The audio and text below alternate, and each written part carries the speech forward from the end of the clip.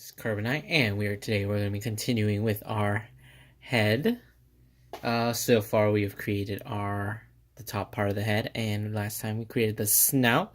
We made the frames, and as I said, I went ahead and filled these in. I didn't mention this, but I do like to do horizontal filling in on when I'm doing the snout. You could do vertical, up and down, but I just find it a lot easier and more cost effective to just do it horizontally. And anyways, today we're going to be finishing up a little bit of the snout, and if we have some time, I'm going to go ahead and get started on the nose.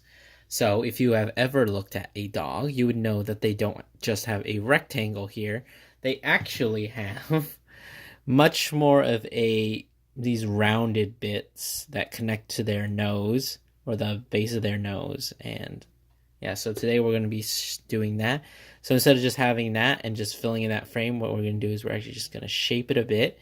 We're going to poke the frame a little bit in the middle so that we have more of that nice cradled bit that we're going for. We could shape it out a bit more, pull these down, and shape them so that they're a bit more rounded, while keeping that one up, so that we don't have just a flat. We want to have like a little bit of space in between there. And so once you've got your basic shape in, then you're just going to want to fill in the frame. And I'm going to go ahead and do that, and I'll be right back. All right, and we're back. And so now that we've got that little bit filled in, we have a nice little crevice. We can get started on our nose.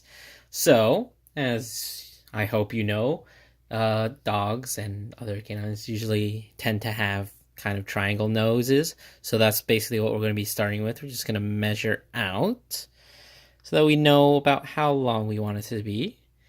Usually with these, I just take up like the entire length of the snout, and we're just going to make a little triangle. There we go.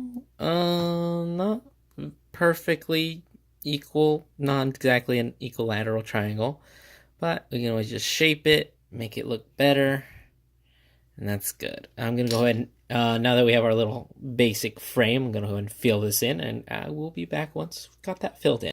All right, and we are back, and as you can see, I did leave a little bit off because we are going to be using that to attach it to our his base. I don't know. So there are two ways you could do the nose.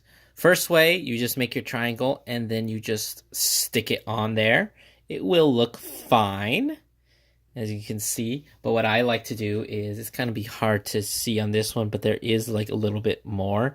So you can see it pops out, so it's not just like flat on there. If you want it to be more flat on there, that would be really helpful for like any cat designs. But since we're making a dog today, we're going to give it a little bit more puff. So the way we're going to do that is we're going to take our leftover bit and we're going to create a little bit of a rectangle frame here. And then we're going to fill that in so that when we place it on top, we can curve it a bit more and give it just that extra bit of depth.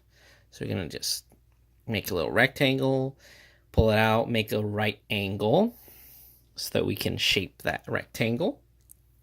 Poke it through the frame so that we can, if it cooperates, create another right angle there.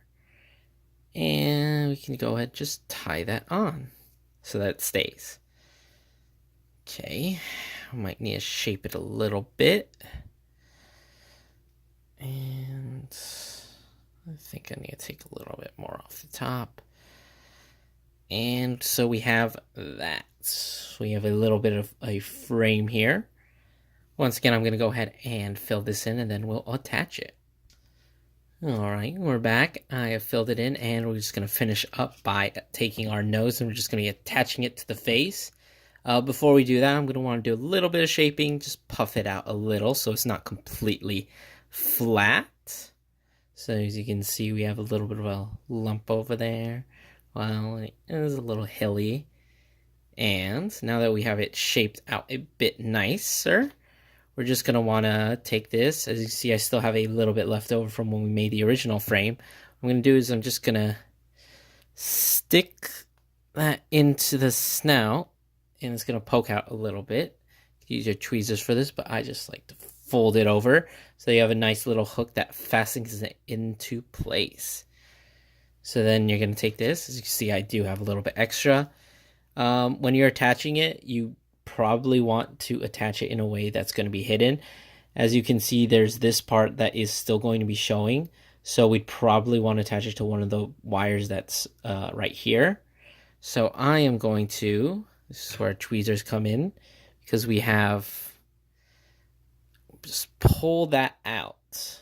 You can see when we covered the layer, we just did it side to side, and it's usually laying flat, but if we just pull it out, we can have a little bit of a bump there, and we can just use that to stick our blue through.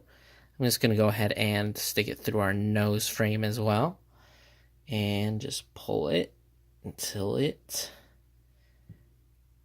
fastens it in. Now we have it roughly attached, so I could hold it by its nose and it's not going to fall off, but I'm just going to do another little bit to secure it. So I'm just going to tie it through that same loop and tie it on. Now we can get rid of this. I'm going to snip not at the base, but just and a little bit more, just so I can tuck this away, and that way if it won't get caught on anything. Like if it's too short, it might fall back in, and then it could get pulled out, and that could just like ruin the entire connection. So there, you have our little nose now attached. Very nice. So with that, we have pretty much completed our snout. Next time we'll get started on the cheeks. So I will see you then.